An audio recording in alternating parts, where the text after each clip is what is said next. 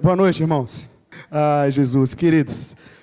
Todo esse mês nós temos falado sobre uma igreja missional. Tem sido bom? Deus tem falado muito conosco, amém? A gente ouviu muitas palavras relacionadas à missão, né? A esse termo missional, e com certeza foi muito impactante. Na minha opinião, nós fechamos ontem com chave de ouro, servindo ali naquela ação, não só na nossa ação ali no social, ali no satélite, como os eventos que as células fez. Muitas células fizeram a festa de Mateus, o dia do amigo, né? Temos que mostrar ainda as fotos. Receberam muitos visitantes, fizeram lá um jantar para os seus amigos. Isso é ser igreja, isso é maravilhoso, onde a igreja é de fato uma igreja de Jesus, que se relaciona, que anda. Eu vi algumas fotos nos nossos grupos, lá do grupo de líderes, e o pessoal pedindo para colocar no grupo do Face, para a gente testemunhar do que Deus tem, como Deus tem usado cada um dos irmãos. Então vamos lá para a nossa meditação hoje. Está no ponto aí? Prometo que vou ser breve. Você pode abrir sua Bíblia em Lucas capítulo 15, esse vai ser o nosso texto base. E vou dar como tema o modelo missional de Jesus. Quero trazer alguns princípios nesse texto bíblico sobre a forma que Jesus exercia seu ministério.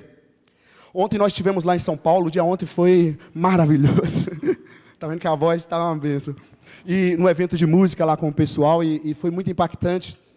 E cada lugar que eu vou, a questão do ministério de Jesus, da missão de Jesus para mim, irmãos, tem mexido mais e mais e mais. Lá era sobre música, eu falei para eles, gravem duas coisinhas. Música relacionada, música e missão. Vocês estão aqui fazendo um festival de música. Agora eu pergunto, qual é a missão da igreja? Se a gente sabe qual é a nossa missão como cristão, irmãos, a gente vai andar. Tem duas palavrinhas, nós chamamos aqui de relacionamento, não é isso? Na célula, entre os irmãos, ou seja, relacionando, ajudando uns aos outros, e evangelismo, ou seja, levando esse amor a outros. Se a gente entende esses dois princípios, a gente anda muito. Vamos ver aqui no modelo missional de Jesus, nesse texto, como Jesus exercia seu ministério. E muitos outros textos vai dar essa mesma direção. Sempre Jesus agia nessa direção, e é por isso que nós estamos aqui hoje, é por isso que a igreja existe. Lucas 15, encontraram aí, sim ou não? Não, tem um não ali.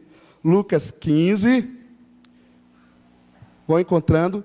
Eu quero ler apenas o versículo 1, 2 e o versículo 7. Os demais a gente vai projetar aqui, vai discutir. Versículo 1, versículo 2 e versículo 7. Encontraram agora, sim ou não? É importante a gente ler o texto, não é isso? Nós aprendemos também lendo a palavra de Deus. Diz assim: aproximavam-se de Jesus todos os publicanos e pecadores para o ouvir. E murmuravam os fariseus e os escribas, dizendo: este recebe pecadores e come com eles. Aí vamos lá no versículo 7. Jesus então contou 3 parábolas aqui, que a gente não vai ler todo o texto. E o versículo 7 dá uma direção clara. Digo-vos que assim haverá maior júbilo no céu por um pecador que se arrepende, do que por 99 justos que não necessitam de arrependimento. Um pensamento para ficar gravado para nós. Queria que você lesse. 1, 2, 3.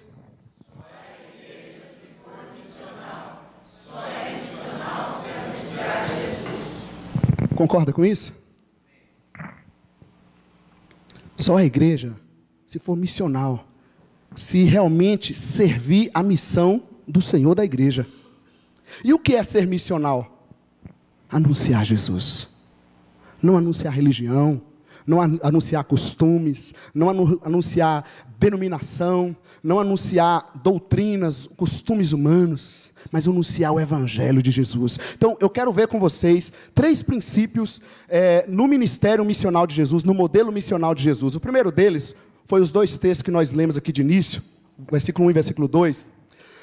Eu vou chamar aqui, Jesus sempre agia, gente, sempre agia formando comunidade. Você poderia dar outro termo, formando discípulos, formando um ajuntamento de pessoas. Jesus nunca agiu construindo templo. Aliás, nós nem devíamos chamar de templo, é prédio, porque templo somos nós. Jesus nunca construiu um prédio. Interessante, Daniel? Jesus agiu formando comunidade, grupo de pessoas, grupo de discípulos. Diz o texto aqui, olha, todos os publicanos e pecadores estavam fazendo o quê? Se reunindo. Onde Jesus passava, ele estava buscando pessoas e ajuntando essas pessoas para ouvir do Evangelho.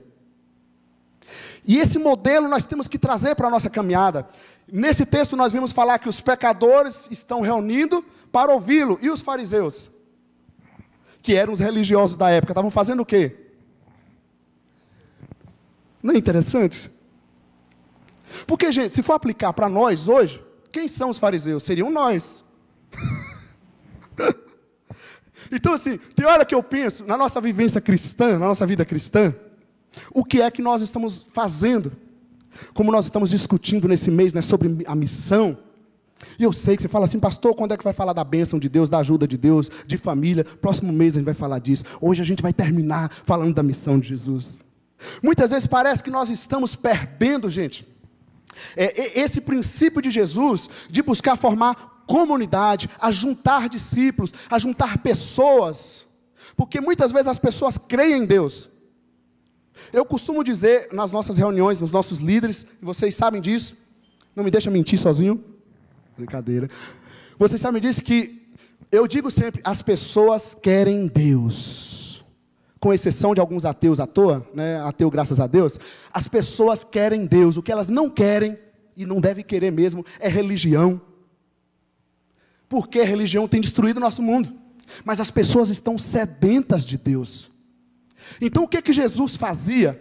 Ele não estava ali, gente, trazendo guerra religiosa, ele estava ali discutindo espiritualidade com aquelas pessoas, porque aqui dentro desse coração humano, tem uma alma necessitada do Criador, tem uma alma necessitada de Jesus.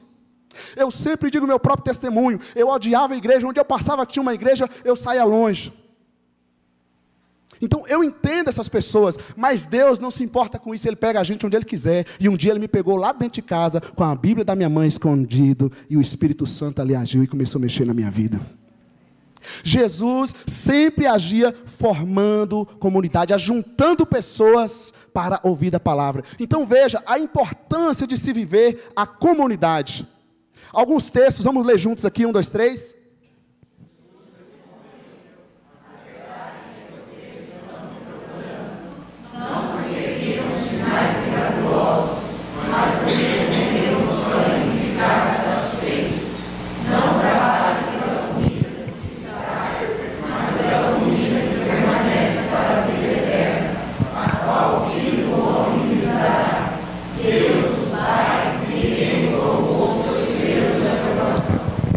É verdade que assim como os fariseus, tinha a multidão que se reunia, não por causa dos sinais do Cristo. Lembra que os milagres de Jesus, todo o Antigo Testamento já tinha profetizado sobre isso.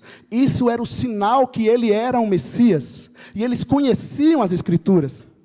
Quando João Batista estava preso, e ele temeu, o profeta João Batista, e aí ele mandou lá perguntar para Jesus, mandou os discípulos dele perguntar, vá lá confirmar se ele é o Messias mesmo ou não. Sabe o que Jesus respondeu? Anunciou os sinais, diga que o coxo está andando, que o cego está vendo, porque isso era o sinal do Cristo, de que ele era o Salvador. Mas tinha pessoas que não estavam seguindo porque ele era o Salvador, estava seguindo por necessidades. Tem pessoas que estão em tanta carência que elas trocam as prioridades.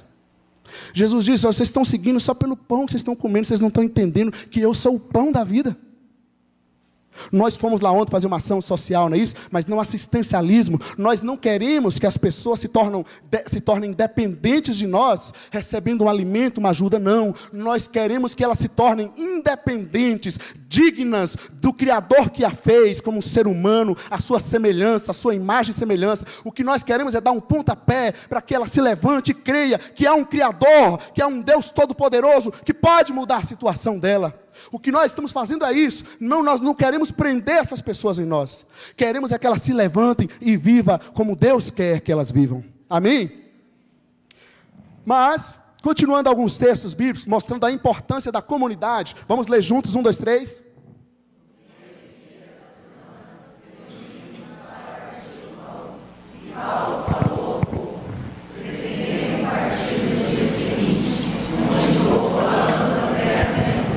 Aqui nós estamos já em Atos, olha, já não é Jesus, os seus apóstolos agora dando continuidade ao ministério de Jesus. Veja que se reunir era uma prática comum da igreja. Nós vivemos uma época brasileira, vou falar do Brasil, onde um fenômeno chamado dos desigrejados, ou seja, são pessoas que creem em Jesus, mas que por algum motivo, são N motivos, elas se afastaram da vida em comunidade. Então isso tem acontecido, mas no modelo missional de Jesus, ele sempre está trazendo aqueles que creem nele a andar junto, a formar uma família, a andar como comunidade, a andar como membros de um corpo, não ser um frequentador de culto, de show, não, mas ser um membro efetivo desse corpo. Cada pessoa sendo inserida no corpo de Jesus, ela tem o seu lugar e ela vai viver o plano de Deus para a vida dela. É assim que Jesus vai edificando sua igreja, vai edificando o seu corpo. Amém? Amém, jovens? Cada um, independente de idade. Foi bom ontem ver os adolescentes lá também servindo e fazendo. Bênção de Deus, bênção de Deus. Vamos continuar, não quero demorar muito com vocês. Sobre a importância da comunidade. Olha só, não deixemos de reunirmos como igreja, segundo o costume de alguns. Aqui já está em Hebreus, já um pouco mais à frente na história da igreja.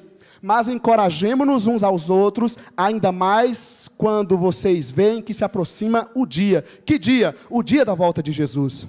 É comum, nos desânimos, nos problemas que vai acontecendo, da gente deixar a vida em comunidade. Mas isso, na igreja primitiva, no Novo Testamento, deixar de se reunir sempre foi um alerta. Eu costumo usar o exemplo da comida. Quantas vezes você come por dia? As principais refeições somente. Quantas vezes você come por dia? 3 refeições. Experimenta.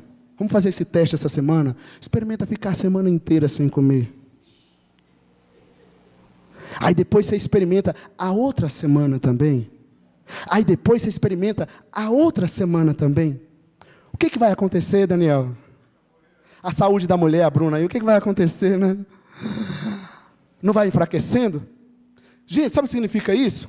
Se reunir é uma questão de alimentar, de se encher mais de Deus. Não é uma questão de ser bom. Tem hora que a gente pensa assim: nossa, eu fiz errado, eu pequei, eu estou chateado, cansou, eu não vou. Eu falo, ao contrário, é aí que eu preciso ir mais e buscar o Senhor, porque eu preciso de mais força, porque já basta provação e tentação neste mundo, que não é brincadeira, não é verdade?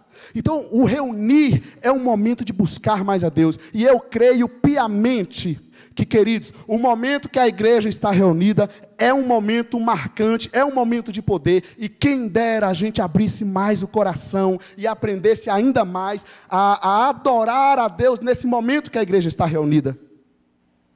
Quem dera a gente esquecesse um pouquinho as preocupações que vêm na mente, os celulares, o amiguinho do lado. E realmente, seja no momento de louvor, de testemunho, abrir o coração para Deus e deixar Deus ministrar. Eu duvido que alguém chegue à presença do Cristo, onde a igreja está reunida, e não saia transformado. O que pode acontecer é que nós podemos estar reunidos, mas não unidos, que vai ser outro texto que a gente vai ver aqui. O texto diz o seguinte: pois onde reunirem 2 ou 3 em meu nome, ali eu estou no meio deles. O que significa isso? Tem gente que diz assim: eu não preciso ir à igreja. Eu estou com a minha esposa aqui em casa, é 2 ou 3, então, ó a matemática. Tem um pessoal que eles são expert em interpretar a Bíblia errado. Então eu e minha esposa aqui são 2, eu posso ficar aqui em casa, na cama, de preferência, debaixo do cobertor. Só eu e ela, a gente está reunido em nome de Jesus. Não, gente, a gente se esquece que aqui está falando da igreja. O que Jesus está afirmando, que onde tiver 1, 2, 3 discípulos dele, reunido como sua igreja, em seu nome, ali ele está presente. Essa igreja podia ter 3 pessoas aqui. É uma igreja formada, criada por Jesus, com a sua presença. Onde estiver esse povo, lá no retiro onde nós estávamos, lá no satélite onde nós estávamos ontem, onde nós estivermos reunidos em nome de Jesus, nós estamos reunidos na presença dele, e ele está presente, e ele vai manifestar a graça dele. Ontem os jovens estiveram aqui reunidos. A gente precisa abrir os olhos para isso. Isso aqui mostra, gente, que não se trata de qualquer grupo. Não é um grupo de amigos. Nós temos amizades uns com os outros, com uns mais, outros menos, mas ser igreja não se trata de um grupo de amigos. Não se trata de quantidade de pessoas, mas se trata do propósito desse grupo.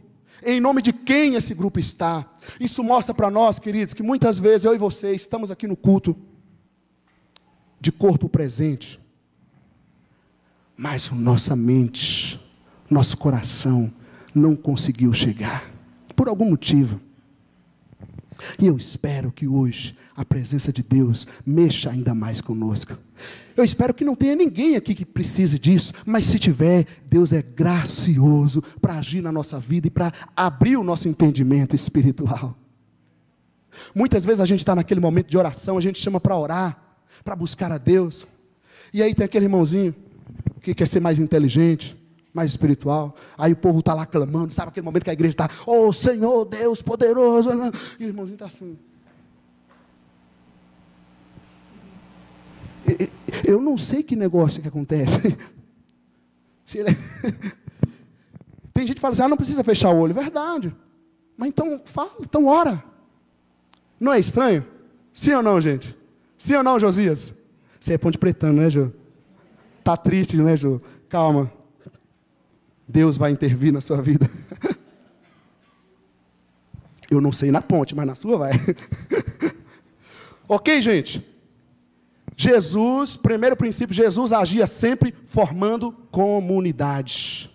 Muitas pessoas que estão aqui, algumas pessoas que estão aqui, viveram experiências de crer em Cristo, mas por algum motivo ficaram sem comunidade. E eu quero dizer para você, Jesus nos chama para viver em comunidade. Se junte a uma comunidade. É impossível que não haja uma comunidade cristã firmada na palavra de Deus, onde eu possa me juntar e servir. Amém? Vamos andar? Segundo o princípio de Jesus, eles estavam se reunindo não para qualquer coisa, mas para ouvir. Ouvir de quem? Ouvir de Jesus. Aí você pode me dizer, mas Jesus não está mais presente fisicamente, Léo. Mas a sua palavra está, e a sua palavra é a autoridade final para a igreja. Jesus agia, primeiramente, ajuntando os discípulos, formando comunidade, e ele fazia o que com esse grupo?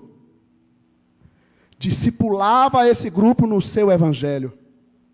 Você cria filhos para quê? Você gerou um filho para quê? Para deixar ele aí solto à toa? Claro que não. Você gerou para cuidar dele, para ensinar ele os seus princípios, os seus valores. É isso que Jesus, é isso que Deus, o Criador, quer conosco, gente. Ele nos chama para a sua presença, para que na sua presença Ele possa nos ensinar a viver um novo jeito de vida. Então vamos ver algumas coisas que acontecem aqui. Quem é Cristo? Eu acho que nós precisamos resgatar isso também na nossa vida como comunidade. Falando de Jesus, podemos ler juntos? 1, 2, 3.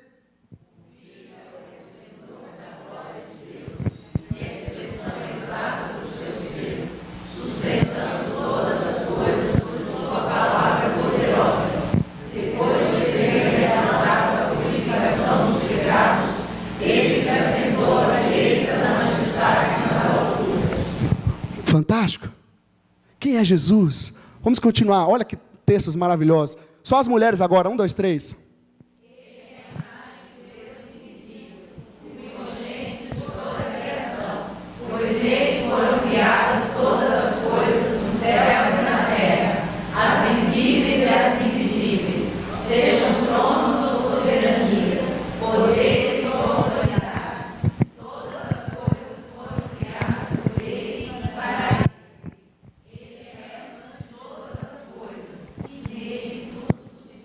Tudo falando de Jesus. Só os homens agora, bem forte. Ele é o cabeça do corpo, que é a igreja, é o princípio e o primogênito dentre os mortos, para que em tudo tenha supremacia, pois foi do agrado de Deus que nele habitasse toda a plenitude, e por meio dele reconciliasse consigo todas as coisas, tanto as que estão na terra, quanto as que estão no céu, estabelecendo a paz pelo seu sangue derramado na cruz. Todos juntos.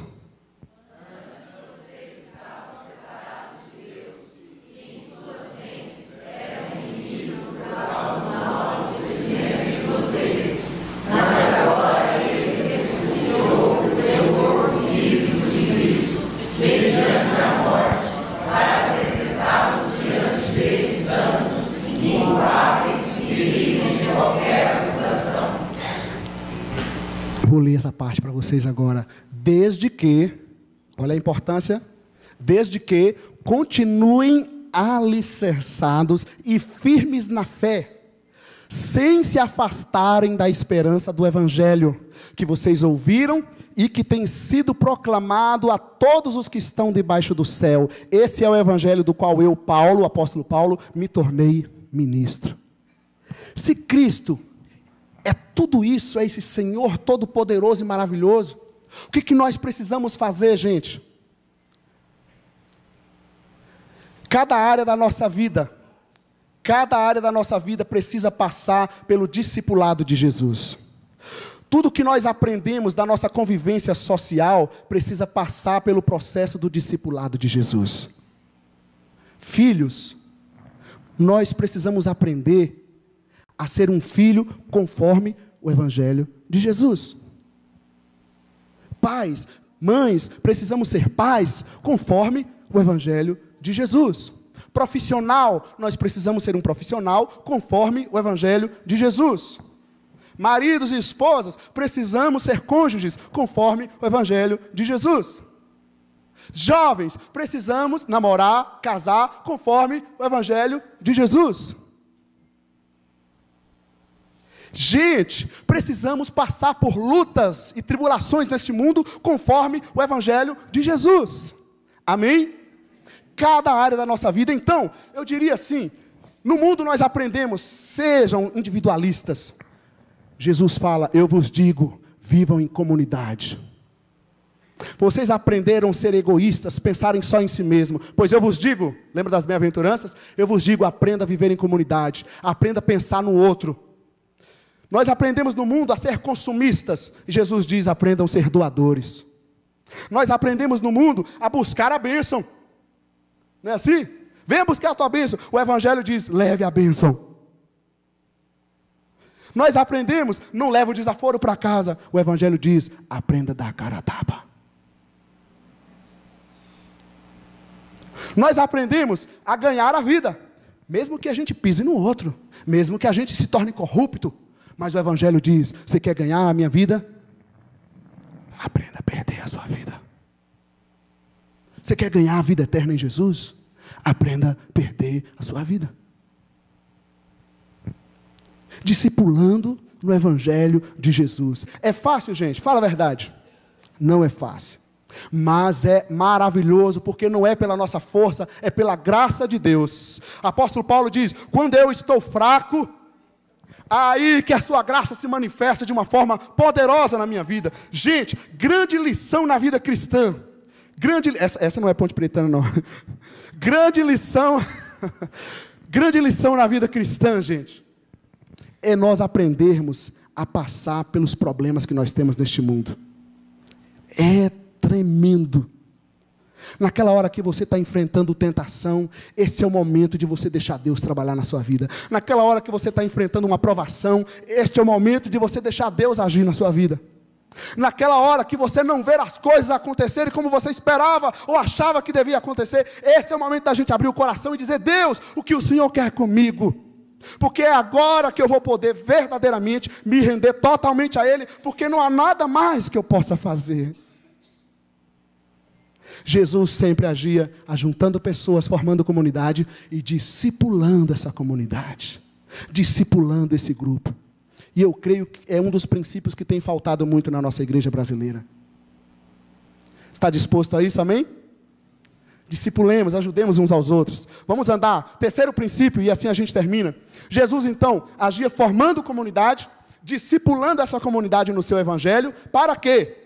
Transformar vidas. O texto bíblico que nós lemos somente o versículo 7, mas Jesus contou ali 3 parábolas.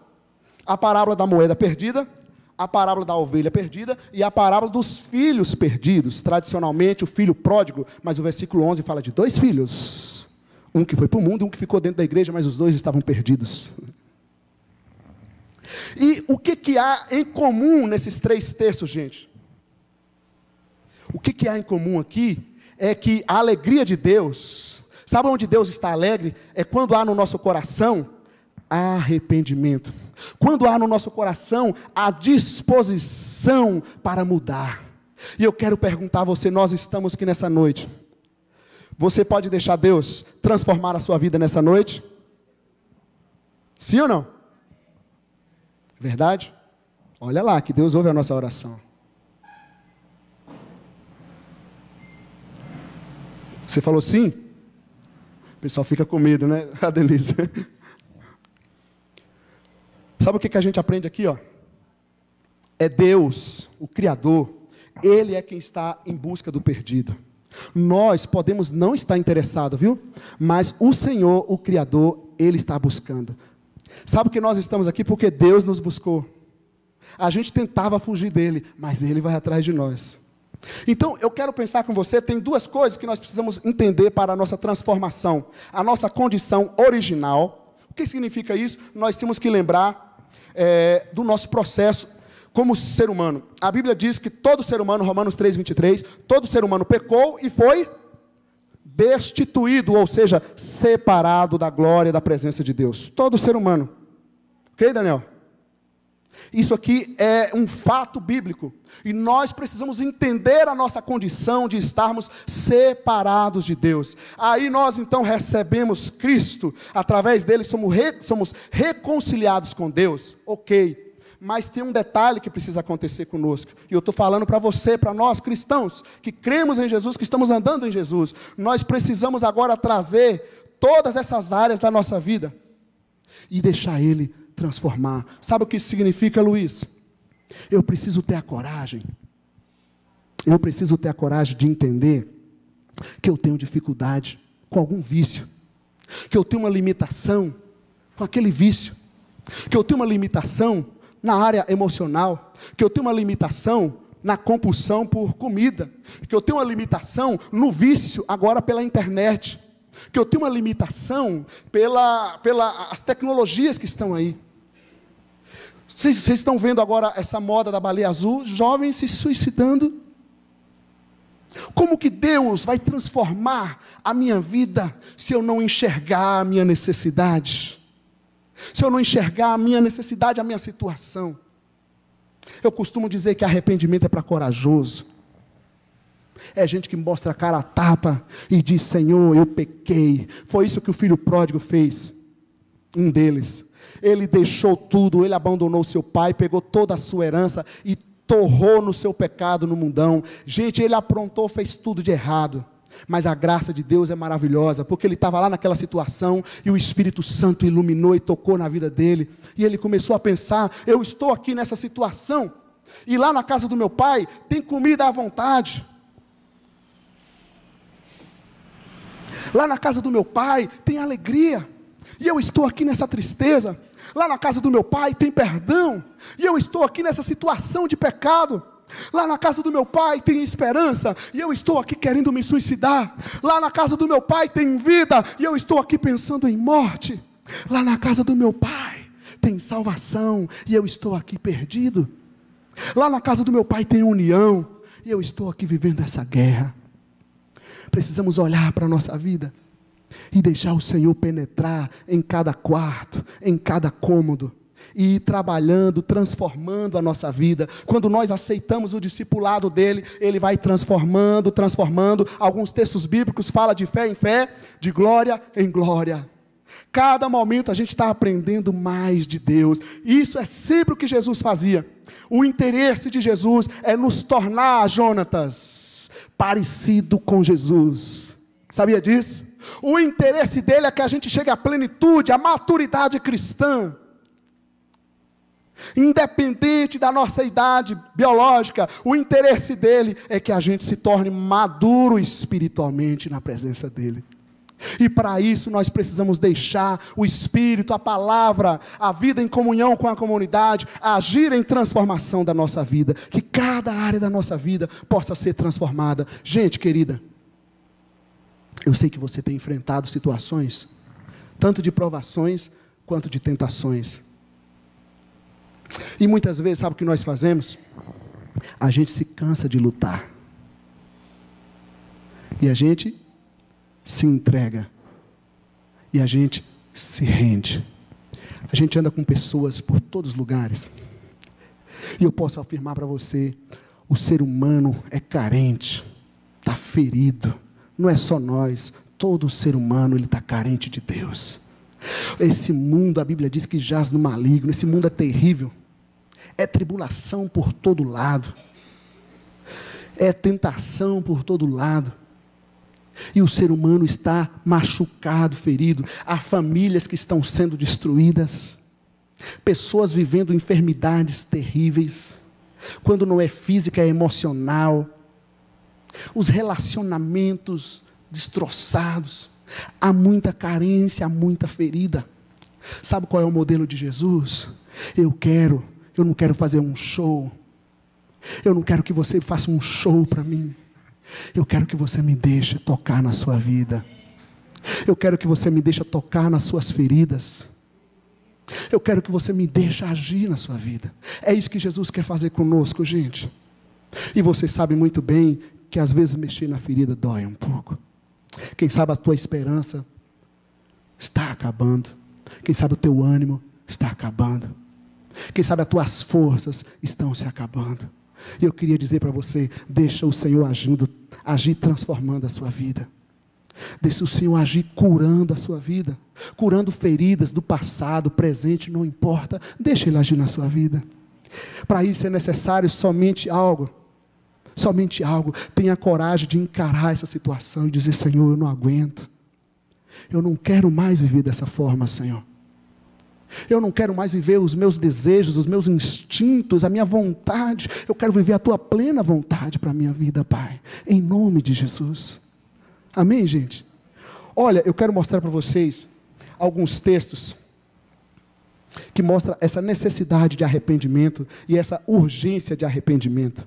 O Salmo 32 diz assim: como é feliz aquele que tem suas transgressões perdoadas, preste atenção, e seus pecados apagados. Como é feliz aquele a quem o Senhor não atribui culpa e em quem não há hipocrisia. Olha, enquanto escondi os meus pecados, o meu corpo definhava de tanto gemer. Pois de dia e de noite a tua mão pesava sobre mim, minha força foi se esgotando como em tempo de seca. Então reconheci diante de ti o meu pecado e não encobri as minhas culpas. Eu disse, confessarei as minhas transgressões ao Senhor, e tu perdoaste a culpa do meu pecado. Portanto, que todos os que são fiéis orem a ti enquanto pode ser encontrado. Quando as muitas águas se levantarem, elas não os atingirão. O pecado, a culpa destrói. Quantas pessoas, mesmo cristãs, vivem com uma culpa na alma? Parece que não receberam o perdão, a graça de Cristo. Mais textos. Pedro respondeu, olha, a mensagem do Evangelho sempre foi de arrependimento. Arrependam-se e cada um de vocês seja batizado em nome de Jesus Cristo para perdão dos seus pecados e receberão o dom do Espírito Santo. O Senhor não demora em cumprir a sua promessa, como julgam alguns, a promessa dele voltar. Pelo contrário, Ele é paciente com vocês, não querendo que ninguém pereça, mas que todos cheguem ao arrependimento. Sabe por que Jesus ainda não voltou? Ele quer que muitos ainda se arrependem. Mas quem sabe eu e você aqui dentro também temos algumas áreas que precisamos nos arrepender. Sim ou não? Que precisamos entregar nas mãos do Senhor. Eu quero orar com você, para a gente finalizar nessa noite. Cantar aquele cântico na sua presença, que a presença dEle possa vir sobre nós. O Criador, o teu Deus, que te criou, que te formou, te quer na presença dEle. Essa tem que ser a nossa mensagem, jovem, adulto, adolescente, ancião, a cada dia. Esse é o modelo missional de Jesus. Formando comunidade, discipulando essa comunidade no Evangelho e trazendo transformação de vida. Sabe o que isso significa? Se você está com seus amigos, brinca com eles, joga bola com eles, faz de tudo, mas não anuncia a necessidade de arrependimento, nós não estamos anunciando o Evangelho de Jesus. A forma de se chegar à graça de Deus é através do arrependimento, deixando a velha vida e dizendo, Senhor, eis-me aqui. E como filho pródigo ali, nós podemos dizer, Senhor, eu não quero mais dessa forma. Eu não quero mais dessa forma. Eu quero viver uma vida abundante, a vida plena que o Senhor me deu. Eu quero viver uma vida com meu filho na tua presença. Eu quero viver um casamento na tua presença. Eu quero viver uma vida profissional na tua presença. Eu quero viver como homem, como mulher, feliz, cheio da tua presença, transformado em ti, Senhor. Eu quero passar pelas lutas na tua presença. Eu quero enfrentar as tribulações, as tentações na tua presença, em nome de Jesus. Vamos colocar em pé?